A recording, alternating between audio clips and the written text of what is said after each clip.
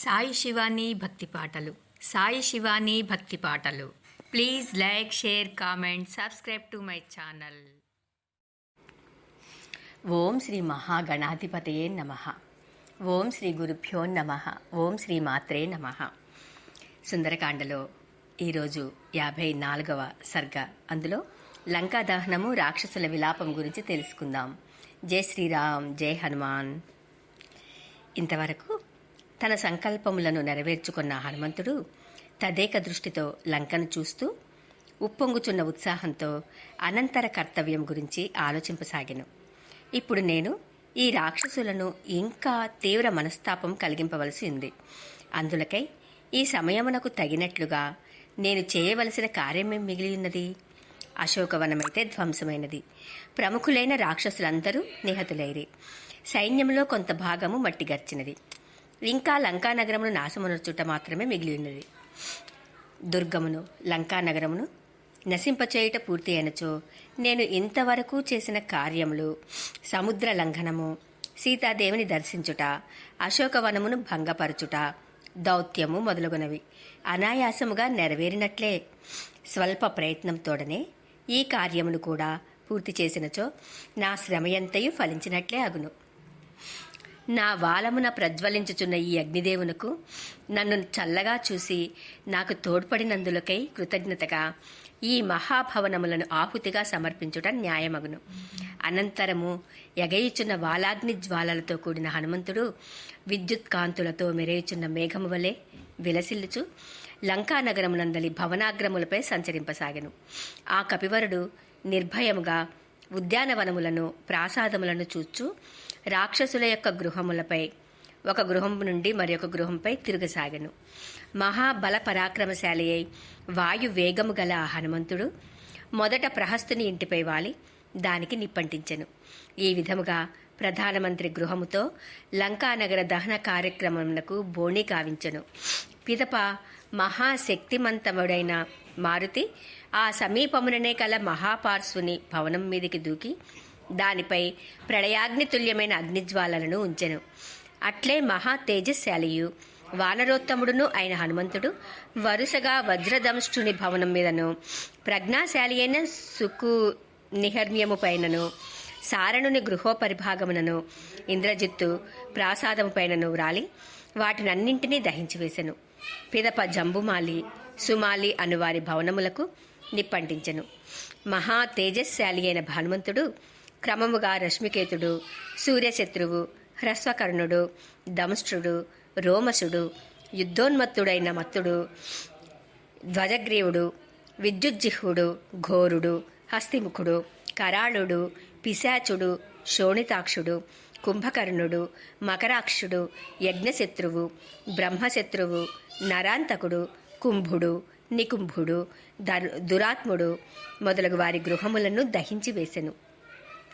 కాని గొప్ప కృతజ్ఞుడైన మారుతి విభీషణుని ప్రాసాదమును మాత్రము తాకనైనా తాకలేదు. ఏలనన విభీషణుడు రావణ సభలో తనకు అండగా నిలిచి ధర్మవచనములను పలికెను. వాసికెక్కిన ఆ వానరోత్తముడు ఐశ్వర్యవంతులైన రాక్షసుల యొక్క భవనముల యందును, అమూల్యములైన హర్మ్యముల యందును గల మణులు, ప్రవాళములు మున్నగు సంపదలను బుగ్గిపాలు చేసెను. మొదట అగ్నివాయువులు రావణునకు భయపడి తమ శక్తులను మందముగా ప్రదర్శించినను, పిమ్మట సీతాదేవి ప్రభావం చేతను ఆంజనేయుని విజృంభణ కారణములను ఒక్కసారిగా చెలరేగినవి. సర్వశుభ లక్షణ సంపన్నుడైన మహావీరుడగు హనుమంతుడు అందరి గృహములను అగ్నికి ఆహుతి యొనర్చిన పిమ్మట రాక్షసరాజైన రావణుని ప్రాసాదమునకు చేరెను. వీరుడగు హనుమంతుడు మేరుమందర పర్వతముల వలె మహోన్నతమైనదియు, సర్వవిధ శుభలక్షణములతో విలసిల్లుచున్నదియు, నానావిధములగు రత్నములతో అలంకృతమైనదియు అయిన ఆ ముఖ్య ప్రాసాదమునకు తన వాలాగ్రమున మండుచున్న అగ్నిని అంటించి ప్రళయకాల మేఘము వలె గర్జించెను. మహాబలశాలి అయిన అగ్నిదేవుడు వాయువు తోడకుట వలన మంటలు చెలరేగగా వృద్ధి పొంది ప్రళయాగ్ని వలె ప్రజ్వలించెను. అగ్ని తనకు వాయువు తోడగుట వలన మిక్కిలి వేగం కలవాడై మహాబలశాలి అయి ప్రళయకాలాగ్ని వలె చెలరేగిన జ్వాలలతో వ్యాపించెను. అగ్ని తనకు వాయువు తోడగుట వలన మిక్కిలి వేగం కలవాడై మహాబలశాలియై ప్రళయకాలాగ్ని వలె చెలరేగిన జ్వాలలతో వ్యాపించెను. బంగారు గవాక్షములతో ఒప్పుచున్నవియు, ముత్యములతోనూ మణులతోడను రత్నములతోడను తేజరిల్లుచున్నవియు అయిన ఆ మహాభవనములు శిథిలములై కూలిపోయినవి. పుణ్యము క్షీణింపగా సిద్ధుల భవనములన్నీయును ఆకాశము నుండి కూలి ధరిత్రిపై పడినట్లు ఆ ప్రాసాదముల యొక్క పైకప్పులన్నీయు నేలపాలయ్యెను. స్వగృహములను రక్షించుకొనుటకై పరుగులు తీయుచున్న వారును, ఉత్సాహమును బలమును సంపదలను కోల్పోయిన వారును అయిన రాక్షసులు, అయ్యో నిజముగా అగ్నిదేవుడు వానరుని రూపంలో వచ్చినాడు అని గగ్గోలు పెట్టసాగిరి. కొంతమంది స్త్రీలు లబోదిబోయనుచు చంటి పిల్లలను చంకన పెట్టుకున్న వారై విడివడి జారిపోయిన కొప్పులను సవరించుకొనకయే మంటలలో చిక్కుపడిన హర్మ్యముల నుండి గబగబా దూకిరి. అప్పుడు వారు ఆకాశమున గల మేఘముల నుండి క్రిందికి పడుచున్న మెరుపు తీగల వల్లే తేజరిలిరి. ఆ హనుమంతుడు వజ్రములు, పగడములు, వైఢూర్యములు, ముత్యములు, వెండి మొదలగు వానితో నిర్మింపబడిన చిత్ర విచిత్రములగు భవనములను అగ్నితప్తములై కరిగి స్రవించుచున్న బంగారు, వెండి ధాతువులను చూసెను. అగ్ని కట్టెలతో తృణములతో తృప్తి పడుటలేదు. ఎన్ని భవనములను దగ్ధమునర్చినను హనుమంతునికి తృప్తి కలుగుటలేదు. హనుమంతుని చేతిలో హతులైన రాక్షస శవములతో భూమికి తృప్తి కలుగుటలేదు. అగ్నిజ్వాలలు కొన్ని చోట్ల మోదుగు పువ్వు వలె ఎర్ర రంగుతోనూ, మరికొన్ని చోట్ల బూరుగు పువ్వు వలె లేత గోధుమ రంగుతోనూ, ఇంకనూ కొన్ని తావుల కుంకుమ పువ్వు రంగుతోనూ ప్రకాశించినవి. మహాత్ముడు మహాబల పరాక్రములు కలవాడు అయిన వానరోత్తముడుకు హనుమంతునిచే ఆ లంకానగరము రుద్రునిచే త్రిపురముల వలె దగ్ధమాయెను.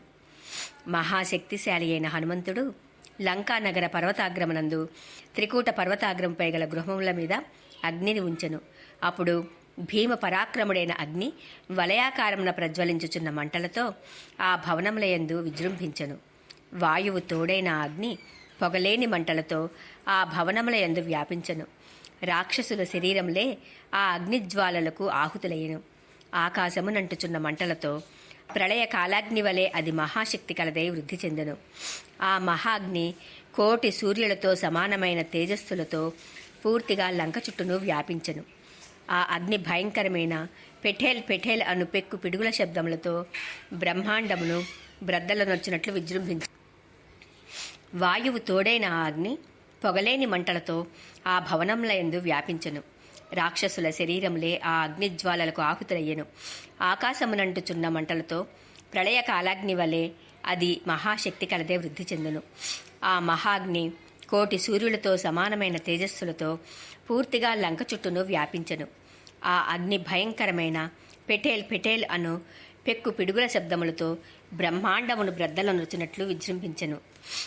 తీవ్రమైన కాంతులతో మోదుగ పువ్వుల వలె ఎర్రని అగ్నిజ్వాలలు ఆకాశ పర్యంతము అత్యంతము పైకెగసెను.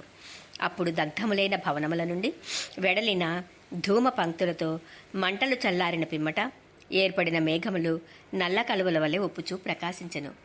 ఆలోచించి చూడగా ఇతడు వానరమాతృడుగా అనిపించుటలేదు. ఇతడు దేవతలకు ప్రభువు, వజ్రాయుధమును ధరించినవాడు అయిన ఇంద్రుడైనను కావచ్చును, లేదా సాక్షాత్తుగా యముడో వరుణుడో వాయుదేవుడో అయ్యుండవచ్చును. రుద్రుడైనను, అగ్ని అయినను, కుబేరుడైనను, సూర్యుడైనను, చంద్రుడైనను కావచ్చు. లేనిచో స్వయముగా ఆ కాలపురుషుడే అయ్యుండవచ్చును. సమస్త జీవకోటిని సృష్టించువాడును పోషించువాడును అయిన చతుర్ముఖ బ్రహ్మ యొక్క ఆగ్రహావేశమే రాక్షస సంహారమునకై ఈ వానర రూపమును దాల్చి ఇచ్చటికి వచ్చినదా? అనంతము, అవ్యక్తము, ఊహింప శక్యముగానిది, అఖండమైనది, సర్వోత్తమమైనది యగు ఆ విష్ణుమూర్తి యొక్క మహాతేజమే రాక్షసులను నిర్మూలించుటకై తన మాయాశక్తిచే వానరాకృతిని దాల్చి ఇప్పుడు ఇచ్చటికి వచ్చినదా ఏమి? ప్రాణి సంఘములతో, గృహములతో, వృక్షములతో కూడా క్షణములో దగ్ధమైన ఆ లంకానగరమును చూసి పెక్కుమంది ధీశాలురు రాక్షసులందరూ అచ్చటచ్చట గుమికూడి పై విధముగా అనుకొనిరి. పిమ్మట రాక్షసులు రథాశ్వగజములు, పక్షుల గుంపులు, మృగములు మొదలగు వానితో కూడిన లంకయంతయు పూర్తిగా దగ్ధమైపోగా మిగిలియున్న లంకావాసులెల్లరను దీనవదనములతో గగ్గోలు పెట్టుచూ ఏడవసాగిరి. అయ్యో తండ్రి, హా కుమారా, అయ్యో నాథ, హా మిత్రమా, పుణ్యఫలమైన ఓ భోగమయ జీవితమా అని విలవిలలాడుచూ రాక్షసులు ఎల్లరూ రోదింపసాగిరి. వారి విలాపధ్వనులు మిక్కిలి ఘోరముగా భయంకరముగా నుండెను. హనుమంతుని క్రోధ ప్రభావముచే లంక నిర్జీవమయ్యెను. దాని చుట్టూను అగ్నిజ్వాలలు ఆవరించెను. అందలి ప్రముఖ వీరులెల్లరూ హతులైరి. భటులెల్లరూ పలాయనం చిత్తగించిరి. లంకానగరము శాపగ్రస్తమైన దానివలే ఉండెను. తత్తరపాటుతో భయ విషాదములతో కూడిన రాక్షసులు గదియు, మహాగ్ని యొక్క ఉత్తుంగ జ్వాలలతో కూడినదియు, బ్రహ్మ యొక్క కోపాహతికి గురి అయిన అవని వలె ఒప్పుచున్నదియు అగు లంకానగరమును మహాత్ముడైన హనుమంతుడు వీక్షించెను. వాయుసూనుడైన హనుమంతుడు శ్రేష్టములైన వృక్షములు గల అశోకవనమును భగ్నమునర్చెను. రణరంగమున రాక్షస మహాయోధులును హతమార్చెను. వరుసలు తీరియున్న మేలైన భవనములు గల ఆ లంకాపురిని దగ్ధమునర్చెను. సంకల్పించిన కార్యములు చక్కగా పూర్తి అగుట వలన నిండు మనస్సుతో సంతసించెను. విచిత్రమైన త్రికూట పర్వత శిఖరాగ్ర ప్రదేశమున నిలిచియున వానరోత్తముడు వాలాగ్రమున ప్రదీప్తములైన అగ్ని జ్వాలామాలికలతో విలసిల్లుచు కిరణ పుంజములతో ప్రకాశించుచు ఆదిత్యుని వలె తేజరిల్లేను. మహాత్ముడైన హనుమంతుడు గుంపులు గుంపులుగానున్న ఆ రాక్షసులను పరిమార్చి బహువృక్ష శోభితమైన ఆ వనమును చిన్నాభిన్నమునర్చి రాక్షసుల భవనములను అగ్నికి ఆహుతి గావించి రామధ్యాన నిమగ్నుడాయను. వానర వీరులలో ప్రముఖుడును మహాబలశాలియు వాయుతుల పరాక్రముడును మిక్కిలి ధీమంతుడును సర్వశ్రేష్ఠుడును అయిన మారుతిని దేవతలందరూ వేనోళ్ల ప్రస్తుతించిరి. మహా తేజస్శాలి అయిన వానరోత్తముడు అశోకవనమును ధ్వంసమనర్చి రాక్షసులను సమరభూమికి బలిగావించి ధగధగలతో రమ్యమైన లంకానగరమును అగ్గిపాలు చేసి విరాజిల్లెను. అంతట దేవతలు, గంధర్వులు, సిద్ధులు, మహర్షులు అగ్నిజ్వాలలో దగ్ధమవుచున్న ఆ లంకాపురిని చూచి మిక్కిలి ఆశ్చర్యపడిరి. సకల ప్రాణులు వానరోత్తముడైన హనుమంతుని చూచి ఆయనను ప్రళయకాలాగ్ని స్వరూపునిగా భావించి భయభ్రాంతములయ్యెను. సమస్త దేవతలను, మునీశ్వరులను, గంధర్వులను, విద్యాధరులను, నాగులను, యక్షులను పరమ ప్రీతి నొందిరి. అచ్చట గల సకల ప్రాణులను మహానంద భరితములాయను. 54వ సర్గ సంపూర్ణము. 55వ సర్గ సీతను గురించి హనుమంతుడు చింతించుట గురించి తెలుసుకుందాము. మహాబలశాలి అయిన హనుమంతుడు లంకను పూర్తిగా దగ్ధమనర్చిన పిమ్మట వాలాగ్నిని సముద్రమునందు చల్లార్చెను. ఈ విధముగా బుద్ధిశాలి అయిన ఆంజనేయస్వామి రాక్షసులందరికీ బుద్ధి చెప్పెను. లంకానగరము అగ్నిజ్వాలలకు భస్మమే పోచుండెను. అచ్చటి రాక్షసులెల్లరూ భయముతో వణికిపోచుండరి. అట్టి లంకను చూసిన పిమ్మట వానరోత్తముడైన హనుమంతుడు ఆలోచింపసాగెను. అయ్యో, ఈ లంకను కాల్చివేసి నేను ఎంత తప్పు పని చేసి తిని అని మిక్కిలి బాధపడుచు మారుతి తనను తాను నిందించుకొనెను. మహాత్ములైన ధీర పురుషులు తమలో పెళ్ళుబికిన ఆగ్రహావేశములను, యగేచున్న మంటలను నీటితో చల్లార్చినట్లు నిశ్చయాత్మక బుద్ధితో నిగ్రహించుకుంటారు. నిజముగా వారు ధన్యాత్ములు. కోపావేశమునకు లోనైనవాడు ఎట్టి పాపములకైనను ఒడిగట్టును. అతడు గురువులను హత్య చేయుటకైనను వెనుకాడడు.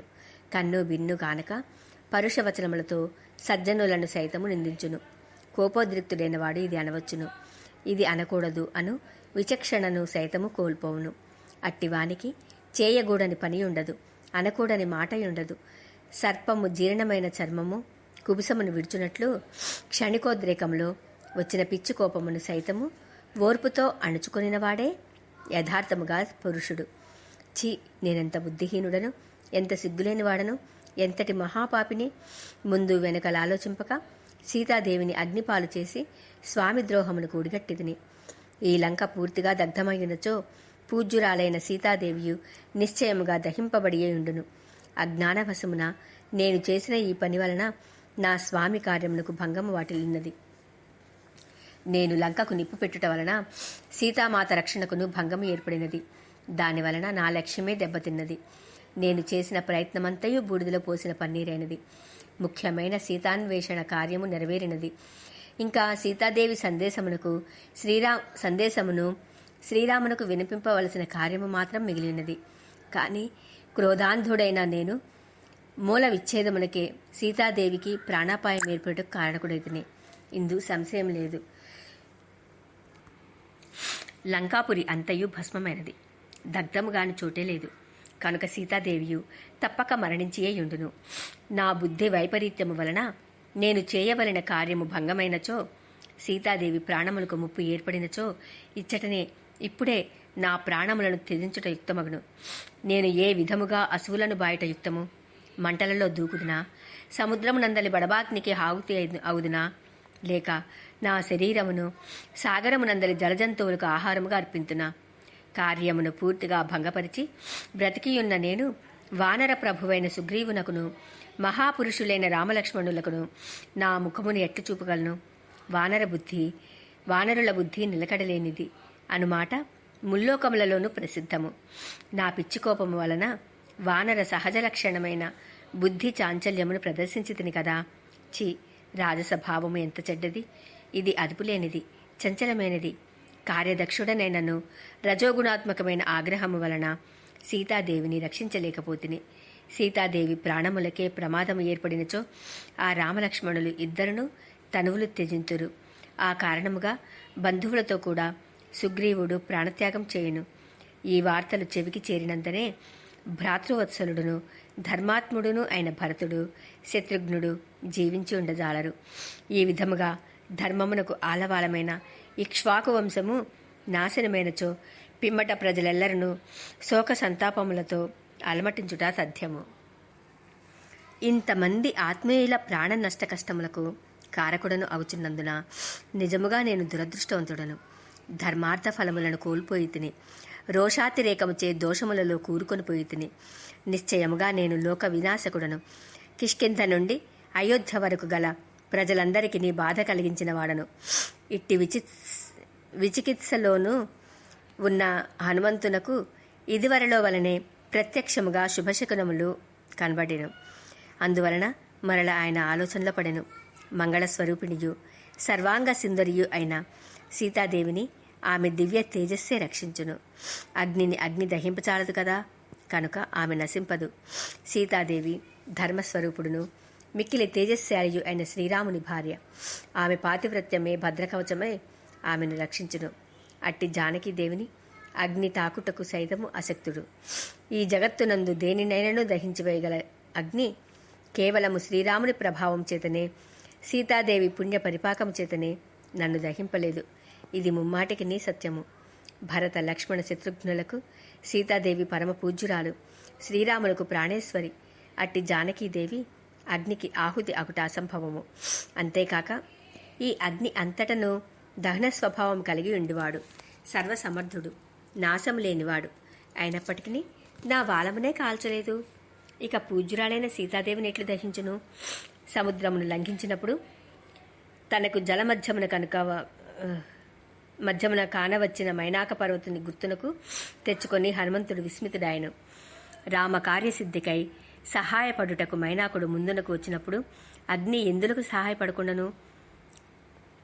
తన తపోబలము చేతను, సత్య భాషణ ప్రభావం వలనను, ఏకాగ్రతతో తన్మయత్వమున తన భర్తయగు శ్రీరాముని ధ్యానించున్నది అగుట చేతను సీతాదేవి అగ్నినే పూర్తిగా రూపుమాపగలదు.